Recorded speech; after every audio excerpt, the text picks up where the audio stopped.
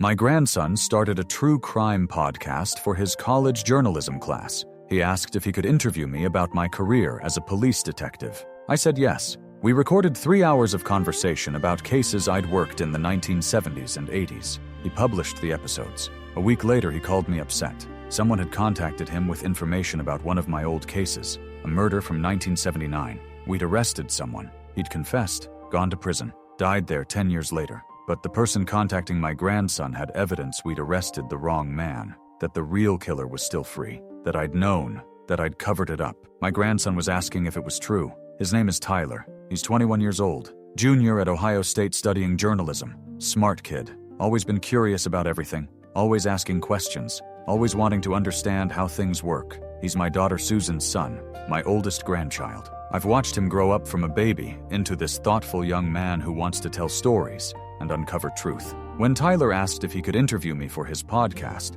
I was flattered, proud that he was interested in my career. I'd been a detective with Columbus Police Department for 32 years, Homicide Division for 20 of those. I'd worked hundreds of cases, solved most of them, put away dozens of killers. It had been good work, important work. I'd retired in 2005 at 60 years old. Thought I'd left it all behind, but Tyler wanted to hear the stories, wanted to understand what it was like being a detective in the 70s and 80s, before DNA evidence, before computers, before modern forensics, when detective work was about interviewing witnesses and following hunches and building cases from physical evidence and human testimony. We recorded the interviews in my living room. Tyler brought his equipment, professional microphone, recording software on his laptop. He'd researched podcast production, knew what he was doing. He asked good questions about specific cases, about my process, about what it felt like to solve a murder, to tell a family their loved one's killer had been caught, to see justice done. I told him about the cases I was proud of, the difficult ones I'd solved, the breakthrough moments, the satisfaction of getting a confession, the relief of seeing a guilty person convicted. I gave him 3 hours of stories, thought I was sharing wisdom, passing down experience, helping my grandson understand a part of my life he'd never seen. Tyler published the episodes, 3 episodes, each one about an hour long. He called the podcast Cold Case Detective, Stories from Columbus Homicide, put it up on all the podcast platforms, sent me the links. I listened to them. They were good. Tyler had edited our conversation well, added music and sound effects, made it professional and engaging. I was proud of him. The episodes got some attention, a few thousand downloads, comments from people interested in true crime, questions about specific cases. Tyler was excited, said it was going better than he'd expected for a college project, said he might keep doing it after the class ended. Then a week after the 3rd episode went live, Tyler called me. It was 10 at night. His voice was shaky. He said someone had contacted him through the podcast website, someone with information about one of the cases I'd discussed, the Sarah Mitchell case from 1979. I remembered Sarah Mitchell immediately. 23 years old, found dead in her apartment, stabbed multiple times. It had been a brutal murder, one of the worst I'd worked. We'd arrested her boyfriend, guy named David Chen. He'd confessed after 2 days of interrogation, pleaded guilty, got life in prison, died there in 1989, heart attack. He was 42 years old. Tyler said the person who contacted him claimed to be David Chen's sister. Her name was Lisa Chen. She said David had been innocent, that he'd only confessed because the police had pressured him, that the real killer was still free, that I'd known David wasn't guilty, but had let him take the fall anyway. I told Tyler that was nonsense, that David Chen had killed Sarah Mitchell, that we'd had evidence, that he'd confessed voluntarily, that justice had been served. Lisa Chen was just a grieving sister who couldn't accept her brother's guilt. It happened sometimes. Family members who refused to believe their loved ones were capable of murder. But Tyler said Lisa had evidence, documents, recordings, information that contradicted what I'd told him about the case. She wanted to meet with him, show him everything. She said if Tyler investigated properly, he'd find out I'd helped convict an innocent man. Tyler asked me point blank.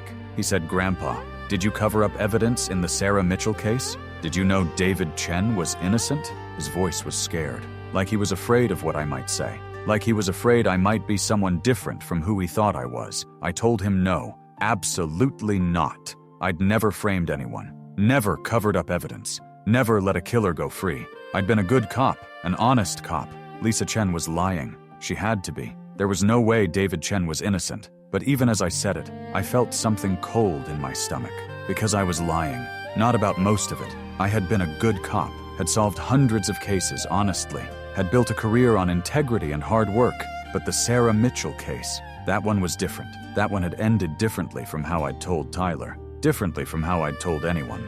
Tyler said he wanted to meet with Lisa Chen, hear what she had to say, investigate the case properly. He was a journalist. He couldn't ignore this. If there was even a chance an innocent man had been wrongly convicted, he needed to know. He needed to find the truth. I told him to be careful, that Lisa was probably unstable, that digging into old cases could be dangerous, that sometimes the official story was the true story, and looking for conspiracies was a waste of time. I was trying to warn him off, trying to protect myself, trying to keep the truth buried where I'd left it 45 years ago. But Tyler was determined. He said he'd call me after meeting with Lisa.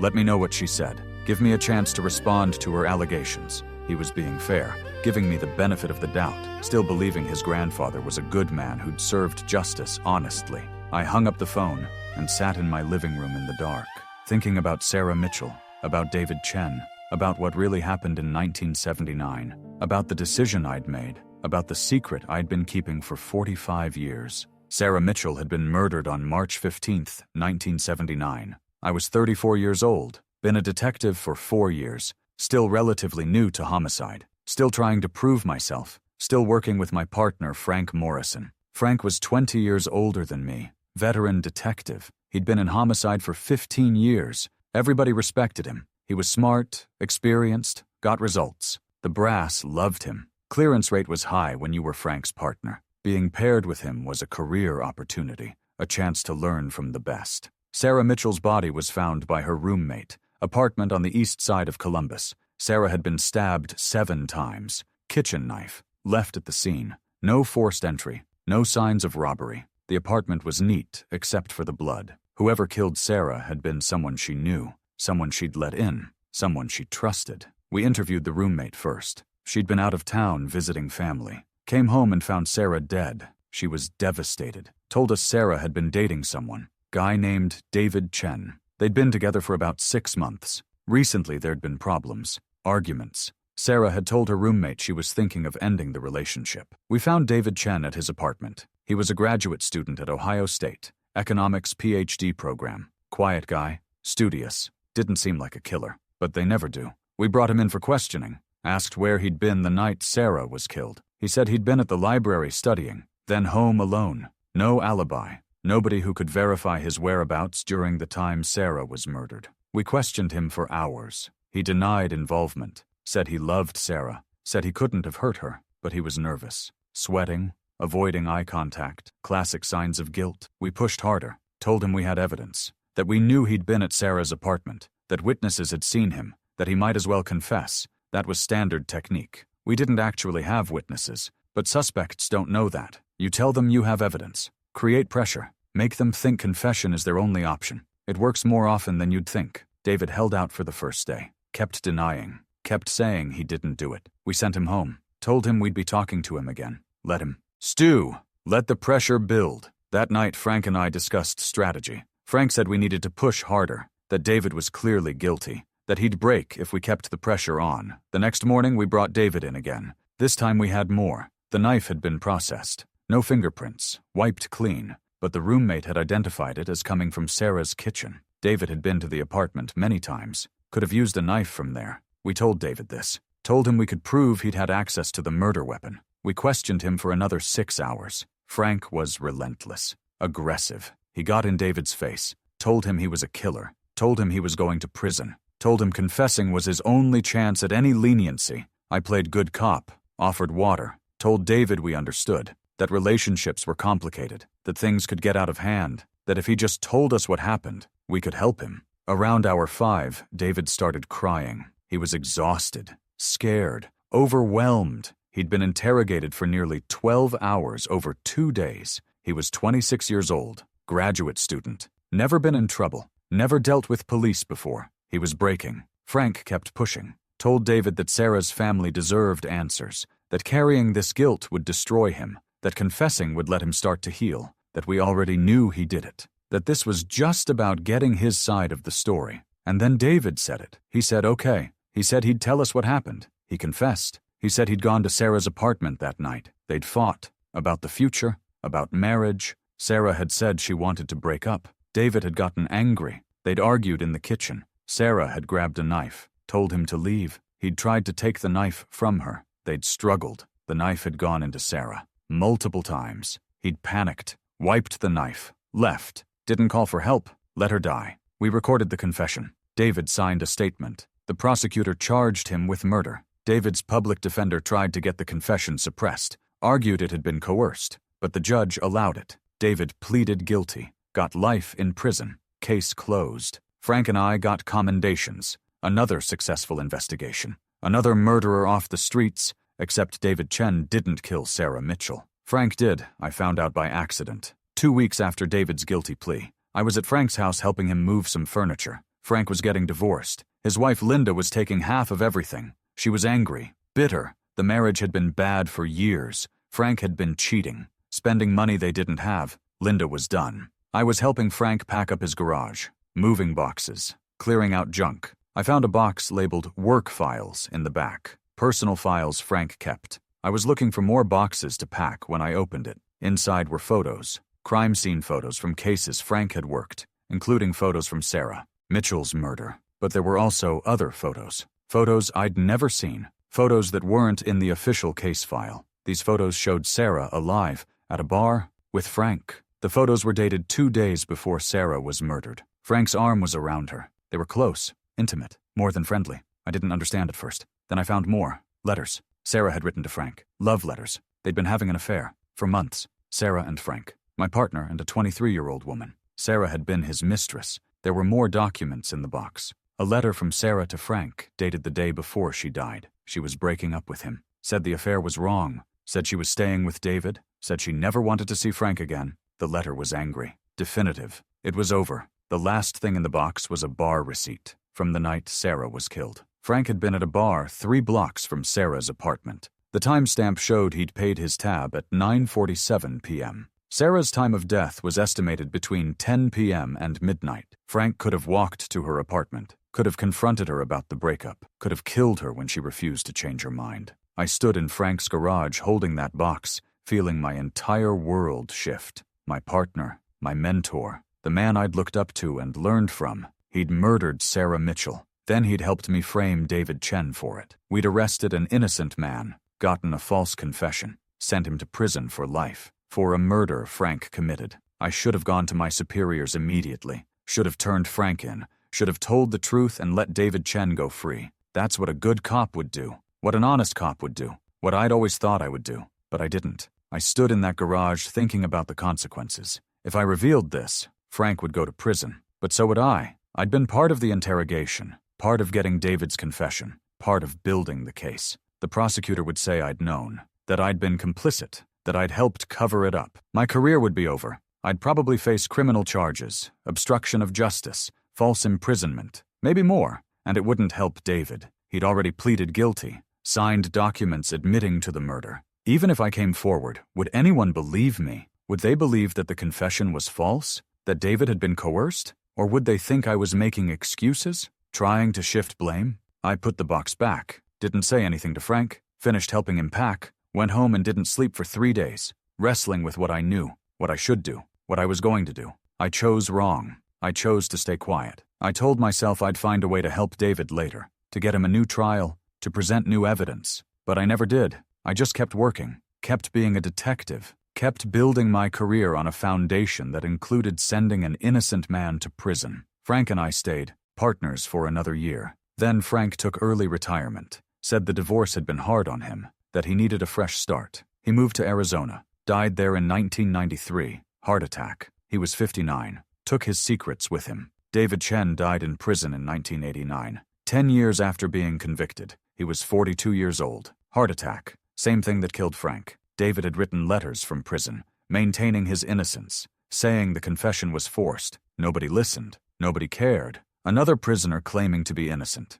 Nothing new there. I never told anyone. Not my wife, not my children, not my fellow detectives. I carried it for 45 years, buried it deep, tried not to think about it. Told myself I'd been young, scared, that I'd made a mistake but couldn't fix it, that revealing the truth years later wouldn't help anyone, would only destroy me and my family. And now my grandson had started a podcast, and David Chen's sister had contacted him, and everything I'd buried was about to come to light. Tyler met with Lisa Chen 3 days after his first phone call. He called me afterward. His voice was different, harder, less trusting. He said Lisa had shown him things, documents, letters David had written from prison, transcripts of the interrogation, expert analysis of the confession showing it had been coerced. Lisa had also shown Tyler something else. She'd hired a private investigator 5 years ago, someone to look into David's case with fresh eyes. The investigator had found the bar receipt, the one showing Frank Morrison had been near Sarah's apartment the night of the murder. He'd tracked down Frank's ex-wife,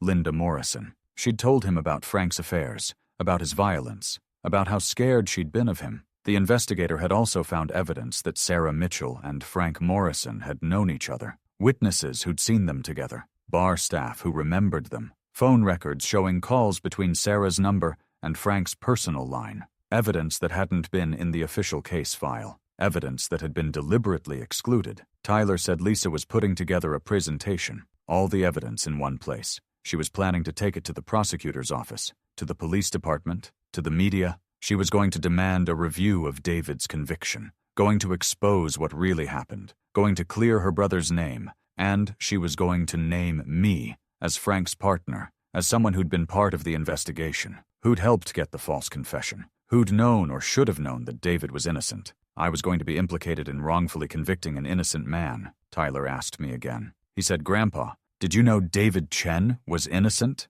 This time his voice wasn't scared. It was angry, like he already knew the answer, like he was giving me one last chance to tell the truth. I could have lied again, could have denied everything, could have said Frank must have hidden his involvement, that I'd been fooled too, that I was just as much a victim as David had been. Tyler might have believed me, might have wanted to believe me. Nobody wants to think their grandfather is corrupt, but I was tired of carrying this secret, tired of lying, tired of being someone I wasn't. So I told him the truth. I said yes. I said I'd found out Frank killed Sarah Mitchell 2 weeks after David confessed, that I'd kept quiet, that I'd let an innocent man stay in prison, that I'd built my entire career on top of that decision, that I'd been a coward and a bad cop and someone who didn't deserve respect. The phone was silent for a long time. Then Tyler said he needed to think, that he'd call me back. He hung up. That was 4 days ago. Tyler hasn't called back. Susan, my daughter, called yesterday. She said Tyler had told her everything. She was crying,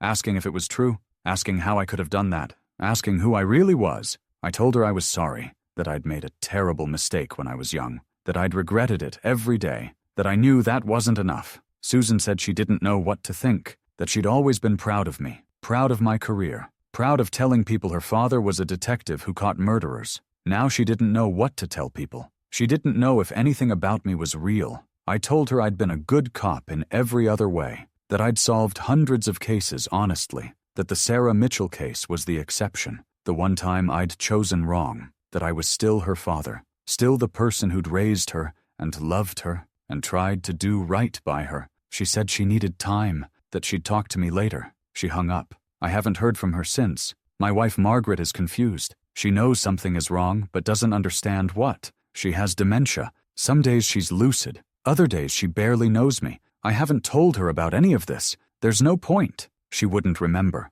She wouldn't understand. It's a small mercy that she's protected from knowing what I did. I've been thinking about what comes next. Lisa Chen is going to expose everything. The prosecutor's office will review the case. They'll see the evidence. They'll realize David Chen was innocent, that Frank Morrison was guilty, that I covered it up. I'll probably be arrested, charged with obstruction of justice, maybe conspiracy, maybe more. At 76 years old, I'll go to trial. The story will be everywhere. Former detective who helped frame innocent man. Media will love it. My family will be humiliated. My career will be destroyed retroactively. Everything I built will be revealed as built on lies. I deserve it. All of it. I've known that for 45 years. Known that someday this would catch up with me. Known that you can't bury truth forever. Known that what I did was unforgivable. I just hoped I'd die before anyone found out. That I'd escape consequences in this life and face whatever justice came in the next. But Tyler's podcast changed that. His curiosity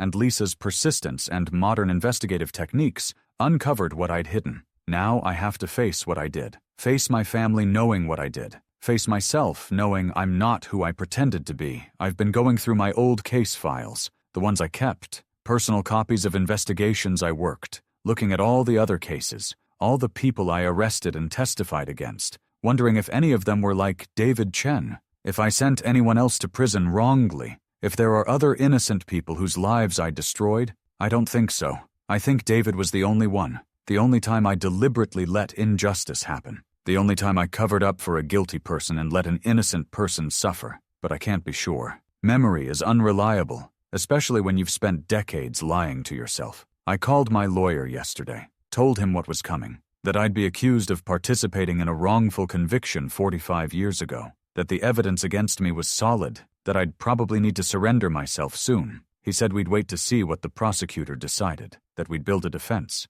that maybe after all this time, they wouldn't charge me. But I know better. The prosecutor will charge me, has to charge me. An innocent man spent 10 years in prison before dying there. His family has suffered for 45 years believing he was a murderer. Justice demands accountability. Justice demands I face consequences. Tyler called this morning. First time since I confessed. He said he's continuing the podcast, that he's doing a special investigation into the Sarah Mitchell case, that he's interviewing Lisa Chen, reviewing all the evidence, looking at how David Chen's conviction happened, and that he's going to tell the full story, including my role in it. He said he wanted to give me a chance to explain, to do a recorded interview where I could tell my side, describe what happened, why I made the decisions I made. He said it would be fair, that he'd present all the facts and let listeners decide what to think. I asked if he hated me, if he could ever forgive me. Tyler was quiet for a moment. Then he said he didn't know, that he was angry and disappointed and hurt, that he'd looked up to me his whole life, that learning I'd done something this terrible had shattered his image of me, but that he also understood people were complicated, that good people could make terrible mistakes, that he was trying to reconcile who he thought I was with who I actually am. I agreed to the interview, told Tyler I'd answer any question honestly, that I owed him that much, that I owed David Chen's memory that much, that it was time to stop hiding. We're recording tomorrow, at Tyler's apartment. He wants to do it in person, wants to capture my facial expressions and body language, wants to create a visual component for his podcast, YouTube video alongside the audio. More impact that way. I've been thinking about what I'll say, how to explain what I did, how to make people understand without making excuses. It's hard, because what I did was wrong, unforgivable in many ways. But I also want people to understand the pressures, the fears, the terrible logic that led me to choose protecting myself over protecting an innocent man. I was 34 years old, 4 years into being a detective, working with a partner I respected and trusted. When I found that box in Frank's garage, I had seconds to decide, turn Frank in and destroy both our careers, potentially face charges myself, watch everything I'd worked for collapse, or stay quiet, keep the secret, protect myself and my future. I chose wrong, I know that. But I also understand why I chose that way. I was scared, ambitious, selfish. I convinced myself that exposing the truth wouldn't help David, that it was too late, that revealing Frank's guilt would just create more victims without saving the one who'd already been victimized. That was wrong. It was cowardice disguised as pragmatism, but it's what I told myself. It's how I lived with the decision. For 45 years, I told myself I'd been trapped in an impossible situation, that I'd made the best choice I could under terrible circumstances, that I wasn't really guilty because I hadn't known Frank was guilty until after David was convicted. But that's all lies. I was guilty. I knew David was innocent and let him stay in prison. I chose my career and my freedom over his. I let him die there, let his family suffer, let Sarah Mitchell's real killer escape justice. I did all that to protect myself. Now I have to admit it, publicly, on my grandson's podcast, for thousands of people to hear. I have to own what I did, accept the consequences, face the judgment of my family and my community, and whatever legal system decides to prosecute me. I'm scared, not of prison. At my age, a conviction would probably mean I'd die there, but I've lived a free man for 76 years. David Chen died in prison at 42. If spending my final years locked up is what justice requires, I can accept that. I'm scared of my family, of seeing disappointment and disgust in their eyes, of watching my grandchildren learn that their grandfather wasn't a hero, wasn't someone to be proud of, was someone who sacrificed an innocent person to protect himself. That's harder than any prison sentence. I've been thinking about David Chen's family, his sister Lisa, who never gave up, who spent 45 years believing her brother was innocent, who kept investigating when everyone else had moved on, who finally found enough evidence to prove David didn't kill Sarah Mitchell. She deserves to hear me admit what I did, deserves an apology, deserves whatever satisfaction my confession can give her. I've written her a letter, told her I was sorry, that her brother was innocent, that I'd known and stayed quiet, that I couldn't give back the years he lost, couldn't bring him back to life, couldn't undo the suffering my silence had caused, but that I wanted her to know someone was acknowledging the truth. Someone was admitting David had been wronged. Someone was taking responsibility. I don't know if that helps, probably doesn't, but it's all I can offer. The truth, finally, after 45 years of lies. Tyler's podcast episode about the Sarah Mitchell case went live this morning. I've listened to it 3 times. It's thorough, fair, devastating. He presents all the evidence, interviews Lisa Chen, talks to legal experts about wrongful convictions, explains how false confessions happen, shows how David Chen was coerced into admitting to a murder he didn't commit. And then Tyler plays my interview. 45 minutes of me explaining what I did, why I did it, how I've lived with it. I sound old and tired and ashamed. I sound like exactly what I am. A man who made a terrible choice when he was young and has been paying for it internally ever since. Tyler asks hard questions. He asks why I didn't come forward after Frank died, after David died, after I retired, why I waited until I was forced to tell the truth. I don't have good answers, just explanations that sound like excuses. Fear, cowardice, self-preservation, the same reasons I stayed quiet in the first place. At the end of the episode, Tyler says something that breaks my heart. He says he doesn't know if he can forgive me, that he wants to because I'm his grandfather and he loves me, but that what I did was so wrong that forgiveness might not be possible, that he's still processing, still trying to understand how the man who taught him about integrity and honesty could have lived such a profound lie. That's fair. I don't deserve forgiveness, don't deserve understanding. I deserve to have my family turn away from me, to have my legacy destroyed, to be remembered not for the hundreds of cases I solved honestly, but for the one case where I protected a killer and condemned an innocent man. The Columbus prosecutor's office announced this morning they're reviewing the David Chen conviction. They're looking at all the new evidence, Lisa Chen's investigation, Frank Morrison's connection to Sarah Mitchell, the coerced confession, everything. They'll make a decision about whether to officially exonerate David. They'll also decide whether to charge me. The statute of limitations might protect me on some charges, but not all. Obstruction of justice, conspiracy, misconduct by a public official. Those might still be prosecutable depending on the specifics. The prosecutor said they're consulting with legal experts. They'll announce their decision within 30 days. My former colleagues at Columbus PD have been calling. Some are supportive. Say everyone makes mistakes. Say I was a good cop overall. Say one bad decision doesn't erase 32 years of service. Others are angry. Say I betrayed the badge. Say I gave ammunition to everyone who claims police corruption is widespread. Say I've damaged the department's reputation. Both reactions are understandable. I was a good cop in most ways. Did solve cases honestly. Did put guilty people in prison. Did serve justice more often than I violated it. But I also did something unforgivable. Did let an innocent man suffer. Did protect a killer. Did lie about it for 45 years. Both things are true. Both things define who I am. The media picked up Tyler's podcast. It's been featured in newspapers, on TV news. Crime reporters are calling it one of the most significant wrongful conviction cases in Ohio history. They're interviewing Lisa Chen, legal experts, advocates for the wrongly convicted. Everyone has an opinion about what should happen to me. Most people say I should be prosecuted, that I need to face justice just like anyone else who obstructs a murder investigation, that my age and my years of service don't excuse what I did, that accountability matters especially for people in positions of authority. I agree with them. Some people are more sympathetic, point out that I was young when it happened, that my partner was the actual killer, that I was put in a terrible position, that I've clearly suffered internally for decades, that destroying an old man's life now won't bring David Chen back, won't really serve justice at this point. I don't agree with them. Justice delayed is still justice. The fact that I got away with it for 45 years doesn't mean I shouldn't face consequences now. If anything, it means the consequences need to be more severe. I've had 45 years of freedom David Chen didn't get. 45 years of building a life and a family. 45 years David spent in prison before dying there. I owe a debt that can't be repaid, but that still must be acknowledged. Susan came to visit yesterday.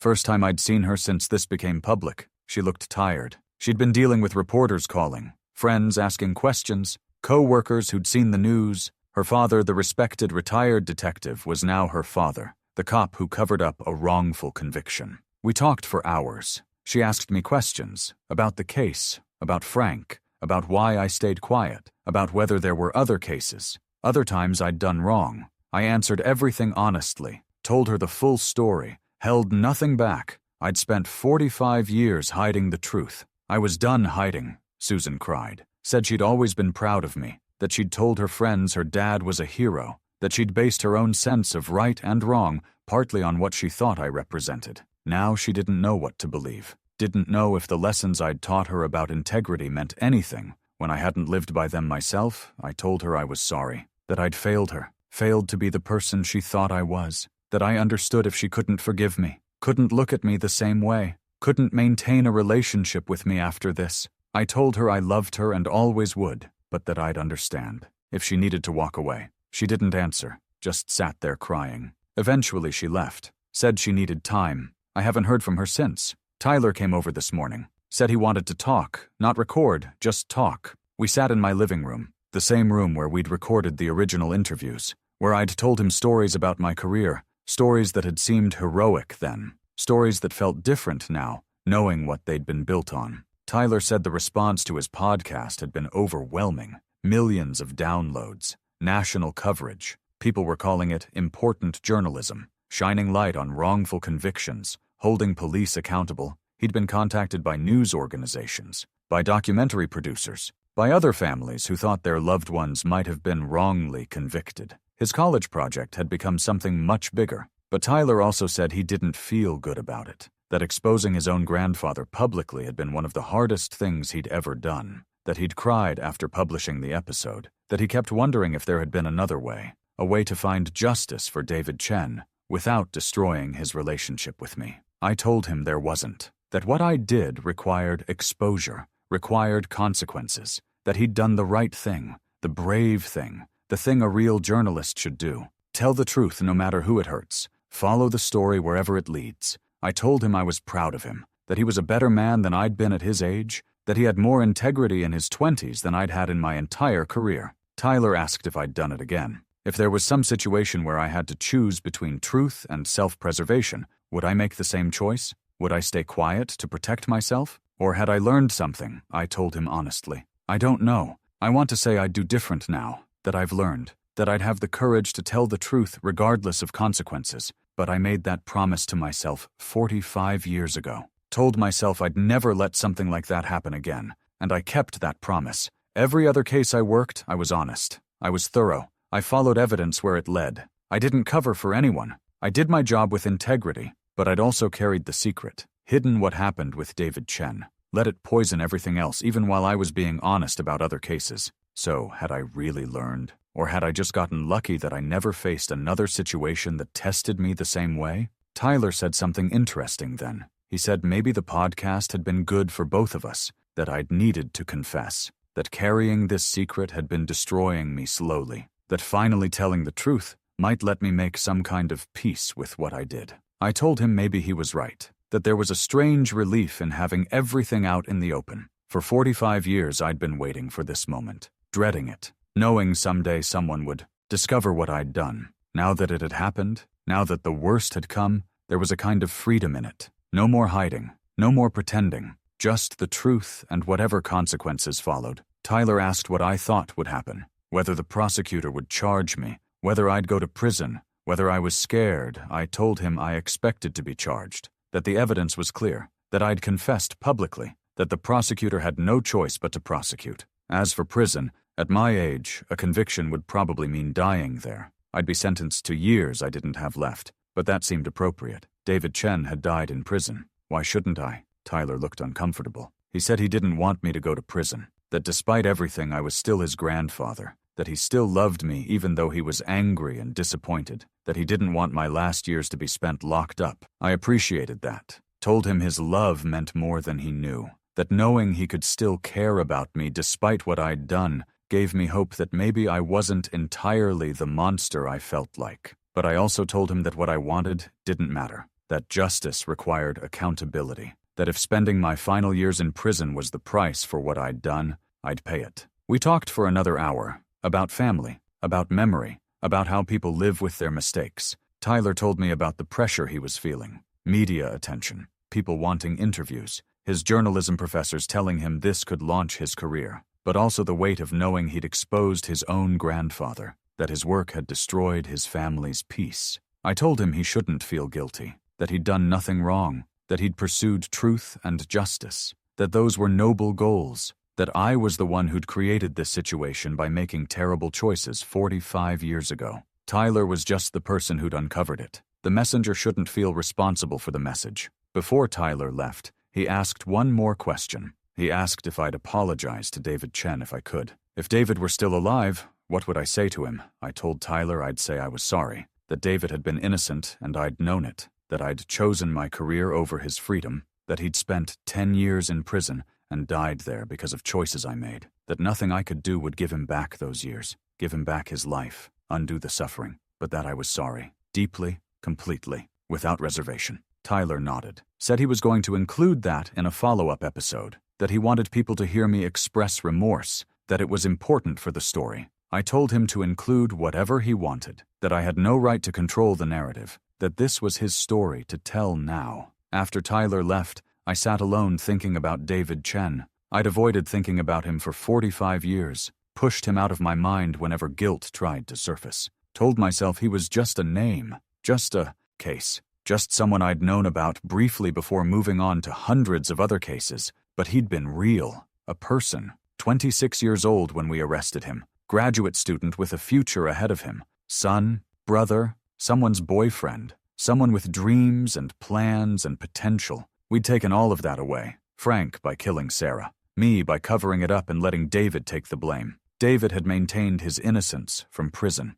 written letters, filed appeals, tried to get someone to listen. Nobody had. Why would they? A convicted murderer claiming innocence. Nothing new about that. Every prison is full of people claiming they didn't do it. Most of them are lying. David was telling the truth and nobody believed him. He died in 1989. I was 44 then, still actively working as a detective, still building my career on the foundation that included his wrongful conviction. When I heard he'd died, I felt guilty relief. One less person who could potentially expose what I'd hidden. One less threat to the life I'd built. That's who I was then. Someone who felt relieved when an innocent man died in prison. I hate who I was. Hate what I did. Hate that I lived a comfortable life while David suffered. Hate that I got to watch my daughter grow up and have her own children while David's family grieved. Hate that I had 45 years of freedom I didn't deserve. The prosecutor's office called this afternoon. They want to meet with me tomorrow, with my lawyer present. They're ready to discuss potential charges. The meeting is at 2 p.m. My lawyer says we'll listen to what they have to say, that we don't have to respond immediately, that we'll consider our options. But I know what I'm going to do. If they offer a plea deal, I'm taking it. I'm not fighting this. Not making the legal system prove what I've already admitted. Not forcing Lisa Chen and David's family to sit through a trial. I did it. I've confessed. I'll plead guilty to whatever charges they bring, accept whatever sentence the judge gives me. My lawyer thinks I'm being rash, says we should hear the evidence first, see what we're dealing with. Maybe they can't prove everything. Maybe some charges won't stick. Maybe we can negotiate a better outcome. But I don't want a better outcome. I want an honest outcome, one that acknowledges what I did, one that provides some measure of justice even if it comes 45 years late. I've been getting letters, dozens of them, some supportive, people saying everyone makes mistakes, that I served my community for decades, that one bad decision shouldn't define my entire career, that I deserve mercy and understanding. I appreciate the sentiment but disagree with it. One bad decision that sent an innocent man to prison absolutely should define my career, should be what I'm remembered for. Other letters are angry, calling me corrupt, saying I'm no better than the criminals I put away, saying I deserve to rot in prison, saying I'm proof that police can't be trusted. Those letters hurt, but they're not wrong. I betrayed public trust, violated my oath, Used my authority to protect a killer and condemn an innocent man. I am what they say I am. One letter stood out. It was from Lisa Chen, David's sister. She thanked me for finally telling the truth. Said it meant more than I could know. That her family had spent 45 years believing David was a murderer. That they'd been ashamed. That some family members had cut off contact because they couldn't accept what he'd supposedly done. That my confession had vindicated everything she'd believed, everything she'd fought for. Lisa said David had told her before he died that he was innocent, that he'd confessed because he was scared and exhausted, and the detectives told him it was the only way out, that he'd immediately regretted it but couldn't take it back, that he'd spent 10 years trying to prove his innocence and failing, that he'd died still hoping someone would believe him. Her letter said my confession was the proof David never got to see, the vindication he never received while alive, that while she wished it had come sooner, wished David could have been freed and had a life, at least now the truth was known. At least now David's name was cleared. At least now the family could grieve properly, grieve for what was lost, rather than being torn between love and shame. Lisa said she didn't forgive me, that what I did was unforgivable, that I'd let her brother die in prison knowing he was innocent, that I'd let their family suffer unnecessarily, that she was still angry and probably always would be, but that she appreciated my confession, appreciated that I'd finally given David what he'd always asked for. Someone with authority acknowledging he hadn't killed Sarah Mitchell, I wrote back. Told her she was right not to forgive me, that I didn't deserve forgiveness, that I'd taken something from her family that could never be returned, but that I was grateful she'd never given up, that her persistence had brought the truth to light, that her brother's memory was being honored by her refusal to accept the official story, that David had been lucky to have a sister like her, even if he'd been unlucky in everything else. The meeting with the prosecutor was yesterday. They're charging me with obstruction of justice and official misconduct, both felonies. The obstruction charge carries up to 5 years. The misconduct charge carries up to 3 years. They could potentially run consecutively. 8 years maximum. My lawyer negotiated. The prosecutor agreed to recommend concurrent sentences. Maximum 5 years, but only if I plead guilty immediately. No trial, no fighting the charges. Just admit what I did and accept the consequences. They want closure, want to avoid a lengthy legal battle, want to move forward with exonerating David Chen, and closing this chapter, I agreed. Told them I'd plead guilty, that I wouldn't fight anything, that I'd cooperate fully, give a complete statement, testify if needed about Frank Morrison's involvement, do whatever they asked to ensure David's official exoneration. The prosecutor seemed satisfied, said the plea hearing would be scheduled within the month. My lawyer thinks 5 years is too harsh. Says at my age, that's effectively a life sentence, that I'll probably die in prison, that we should push for probation or house arrest, some alternative to incarceration given my age and health and the fact that I confessed voluntarily. But I told him no, that prison was appropriate, that David Chen died in prison, that I should too, that anything less would be another injustice, another example of the system treating me better than it treated David. I want the same fate David got. Want to experience what he experienced, want to die in the same place he died. That's not justice, not really, but it's closer than anything else available. The plea hearing is scheduled for 3 weeks from now. I'll stand in front of a judge and admit what I did. The facts will be read into the record. The official story will acknowledge that David Chen was innocent, that Frank Morrison killed Sarah Mitchell, that I knew and covered it up, that an innocent man was wrongly convicted and died in prison because of my silence. Then the judge will sentence me, probably to the full 5 years. At 76, I likely won't survive it. My health isn't great. Heart problems, high blood pressure. The stress of this situation hasn't helped. Prison healthcare isn't known for being excellent. 5 years might actually be 15 or 20 given my life expectancy. Susan called last night. First time we'd talked since she visited. She said she'd heard about the plea deal, about me going to prison. She was crying, said she didn't want this, didn't want her father in prison, didn't want him to die there, said she was angry about what I'd done but still loved me, still wanted me in her life, still wanted her children to have their grandfather. I told her I loved her too, that I was sorry for everything, for the lies, for the betrayal, for not being who she thought I was, for destroying the image of me she'd carried her whole life. I told her I'd understand if she stopped visiting, if she decided it was too painful to maintain contact, that I'd understand if she needed to protect herself and her family from association with me, She said she wouldn't abandon me, that I was still her father despite everything, that she'd visit me in prison, bring the grandkids if they wanted to come, maintain the relationship even though it would be hard, even though people would judge her for it, even though I didn't deserve it. That made me cry. The idea that my daughter still loved me, still claimed me as her father, still wanted me in her life despite knowing what I was, despite understanding that I'd let an innocent man die to protect myself. Her loyalty meant everything, meant I hadn't completely destroyed my family, meant there was still something worth living for even in prison. Tyler's follow-up podcast episode aired this week. He interviewed Lisa Chen extensively. She told David's story, described what it had been like watching her brother go to prison, maintaining his innocence, watching the family fracture over whether to believe him, spending decades trying to prove what she'd always known, that David couldn't have killed Sarah, that he'd been coerced into confessing to something he didn't do. Lisa talked about the private investigator she'd hired, the years of research, the slowly accumulating evidence, the frustration of knowing the truth but not being able to prove it, the moment she heard Tyler's original podcast and realized this was her opportunity, that a journalist was investigating the case, that someone might finally listen. She talked about meeting with Tyler, showing him everything she'd compiled, watching him realize the case wasn't what it seemed, seeing him process that his grandfather had been involved in a wrongful conviction. She said Tyler had been fair, had been willing to investigate even though it implicated his own family, that his integrity had made justice possible. The episode included my full confession. Tyler played the recording of me explaining what I'd found in Frank's garage, how I'd made the decision to stay quiet, how I'd lived with it for 45 years. My voice sounded old and broken on the recording,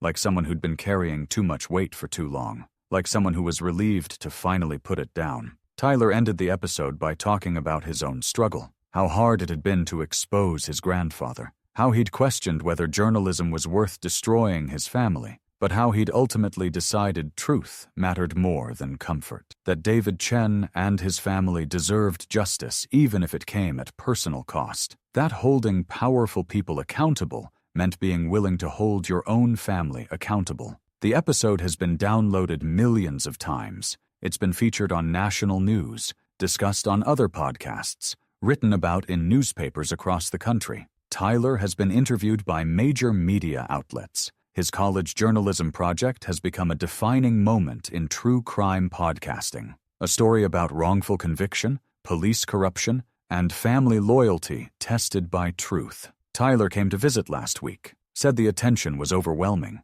that he'd been offered jobs, speaking engagements, documentary deals. Everyone wanted the journalist who'd exposed his own grandfather's corruption, who'd chosen justice over family loyalty, who'd shown that good journalism meant following truth wherever it led. But Tyler said he didn't feel heroic, said he felt sad, guilty, like he'd destroyed something important by pursuing the truth. He loved me, didn't want me to go to prison, didn't want our relationship to end this way. But he'd also seen Lisa Chen's face when he confirmed David had been innocent, seen her relief at finally having proof, seen justice beginning to emerge from decades of injustice. He knew he'd done the right thing, just wished it hadn't cost so much. I told him I was proud of him, that he'd shown more courage at 21 than I'd shown at 34, that he'd made the hard choice I'd failed to make, that his integrity had brought the truth to light and started to make things right, that whatever happened to me was my own fault, my own consequence. Tyler bore no responsibility for it. Tyler said he'd visit me in prison, that we'd maintain our relationship, that he'd keep recording our conversations if I was willing, that there was more to this story, more to understand about how good people make terrible choices, about how those choices compound over time, about how truth eventually emerges no matter how deeply buried. I agreed. Told him I'd talk about anything he wanted, answer any question, hold nothing back. I'd spent 45 years hiding. I was done with that. If my story could help people understand how corruption happens, how good cops become bad cops, how small choices lead to terrible consequences, then telling it was the least I could do. The Columbus Police Department held a press conference last week. The chief acknowledged that David Chen had been wrongfully convicted, that the department failed him, that 2 of their detectives, Frank Morrison and me, had participated in securing a false confession, that Frank had likely been the actual killer, that the department took responsibility for the failure and was implementing reforms to prevent future wrongful convictions.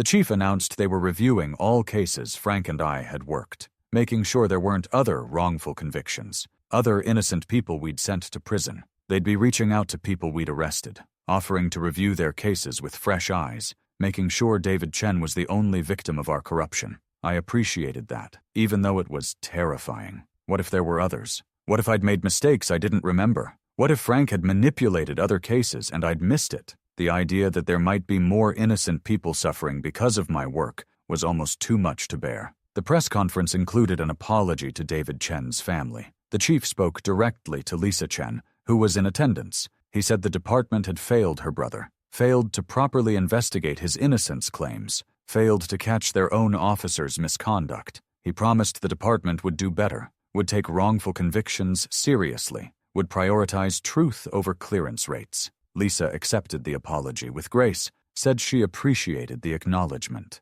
that her family had waited 45 years to hear someone in authority admit David was innocent, that while it couldn't bring her brother back, it meant something. It changed the family's story, changed how they remembered David, changed how they could grieve. Several retired detectives I'd worked with were interviewed. Some defended me, said I'd been a good cop who'd made one mistake, that one bad case shouldn't erase 32 years of service, that the system had failed by not catching the problem sooner, that I'd been put in an impossible position by Frank's actions. Others were harsher, said I'd betrayed everything the badge stood for, that I'd used my authority to protect a killer and condemn an innocent man, that my 32 years of service meant I should have known better, should have done better, that my position of trust made my betrayal worse, not better. Both perspectives were understandable. I had been a good cop in most ways, had solved cases honestly, had put guilty people in prison, had served the community with integrity in hundreds of investigations, but I'd also done something unforgivable in this one case, had made a choice that destroyed an innocent person's life. Both things were true. Both things defined who I was. My wife Margaret has gotten worse. Her dementia is progressing. Most days she doesn't know who I am, thinks I'm a stranger, gets scared when I try to talk to her. The nursing home staff says it's common, that patients in late-stage dementia often don't recognize family, that I shouldn't take it personally, but it feels like a mercy. Margaret is protected from knowing what I did, from understanding that her husband of 50 years helped send an innocent man to prison, from seeing me go to prison myself, from having to reconcile who she thought I was with who I actually am. The disease has given her what my family doesn't have: ignorance, the ability to not know. I visit her daily, sit with her even though she doesn't know me, hold her hand, tell her about our life together, the children we raised, the grandchildren we have, the decades we spent together. She doesn't understand, doesn't remember, but I tell her anyway.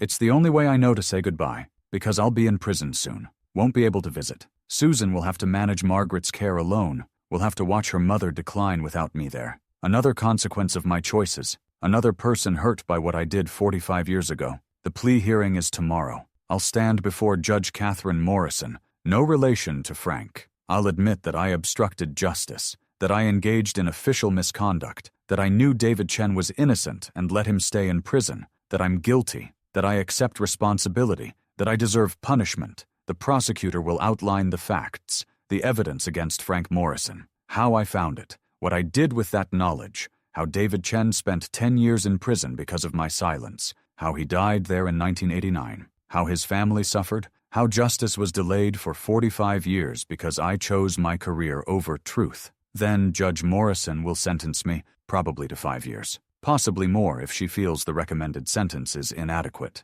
So, 76, 5 years might be the rest of my life. I'll die in prison like David Chen did. Same ending, different crimes. His was being in the wrong place at the wrong time. Mine was choosing wrong when the moment came to choose right. Susan is coming to the hearing. Tyler, too. They want to be there, to support me even though what I'm pleading guilty to is terrible, even though I don't deserve their support, even though standing by me will be uncomfortable and painful. They're choosing to show up anyway, to claim me as family despite everything. That means more than I can express. Lisa Chen will be there too. She has a right to address the court, to tell the judge what my crime cost her family, to ask for the maximum sentence, to express her anger and pain and decades of frustration. I want to hear it, need to hear it, need to face what I did to her and to David.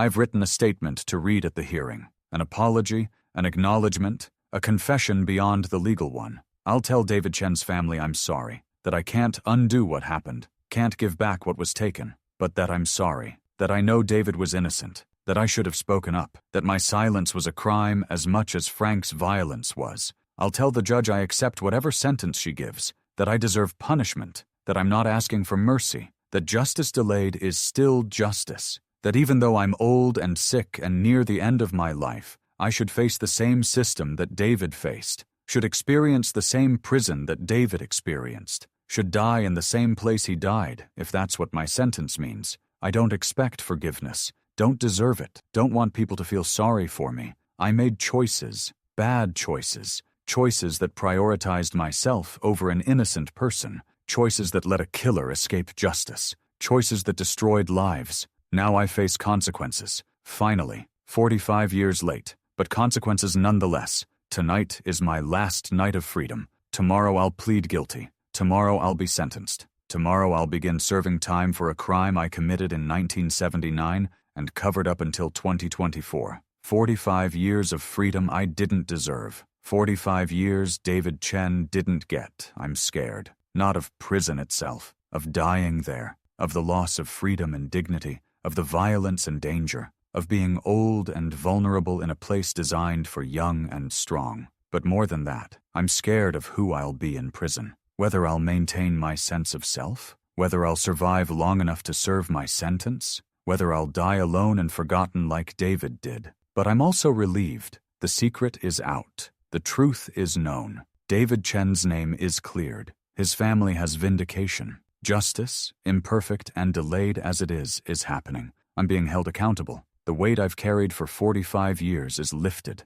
not because I'm forgiven, but because I've confessed, because I'm facing consequences, because the truth has finally emerged. Tyler asked me last week if I had any regrets, not about confessing now, but about the original decision. If I could go back to 1979, to that moment in Frank's garage when I found the box, would I do it differently? Would I turn Frank in? Would I free David Chen? Would I choose truth over self-preservation? I told him honestly, I don't know. I want to say yes, want to believe I'd be brave enough to do the right thing. But I was 34 years old then, ambitious, scared, selfish. I made the choice I made for reasons that seemed compelling at the time. Would having the knowledge I have now, the regret I've carried for 45 years, change that choice? Maybe, probably. I hope so, but I can't know. I can't go back. I can only move forward, can only face what comes next, can only accept that I'm the person who made that choice, who lived with it, who let David Chen die in prison knowing he was innocent. That's who I am. That's what I did. That's what I'm answering for now. The plea hearing is in 6 hours. I should try to sleep. But I keep thinking about David Chen, about Frank Morrison, about Sarah Mitchell, about all the lives destroyed by one murder and one cover-up, about how violence and corruption ripple outward, affecting families and communities and systems, affecting people who never met the victims but feel the consequences anyway. I think about Tyler, how his curiosity and Lisa's persistence uncovered truth that had been buried for decades, how a college journalism project became a vehicle for justice, how the next generation held the previous generation accountable, how truth emerged despite everyone who benefited from keeping it hidden. I think about my family, Susan and Tyler, who still love me despite knowing what I am, Margaret, who is protected by disease from knowing, the grandchildren who will remember me as the grandfather who went to prison, whose legacy is tainted by corruption and cowardice, who will have to explain to their friends why their grandfather was a criminal.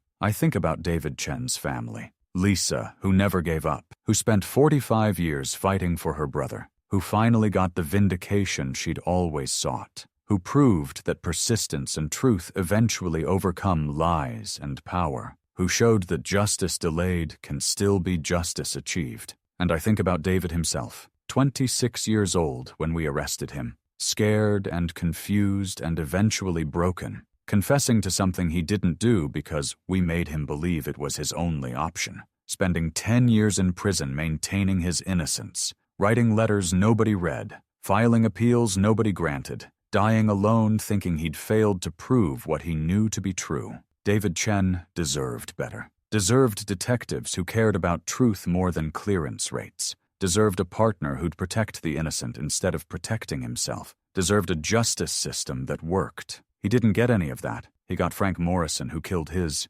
girlfriend. He got me, who let him take the blame. He got 45 years of being remembered as a murderer when he was actually a victim. I can't give David his life back. Can't undo the decade he spent in prison. Can't restore his reputation with people who knew him. Can't comfort his family or apologize to him directly. He's been dead for 35 years, beyond my reach, beyond my ability to make amends. But I can tell the truth, can confess what I did, can accept punishment, can ensure the record reflects his innocence, can give his family the vindication they've sought, can face consequences for my choices. It's not enough, not nearly enough, but it's all I have to offer. The sun is coming up, my last sunrise as a free man. In a few hours, I'll stand in court and admit my guilt. By this evening, I'll be in custody, beginning a sentence that will probably end with my death. Same fate David Chen had, different path to get there, but the same ending. Prison, loss of freedom, dying away from family, being remembered for what we did wrong more than anything we did right. I deserve it, every bit of it, more than it, really. But it's what I'm getting. It's what justice looks like 45 years late. It's how the story ends. Not with redemption, not with forgiveness, just with truth acknowledged and consequences accepted, and an old man paying for a young man's terrible choice. Did you like my story? Which city are you listening from? Let's meet in the comments. There's so much more on my channel. Don't forget to subscribe. See you in the next story with love and respect.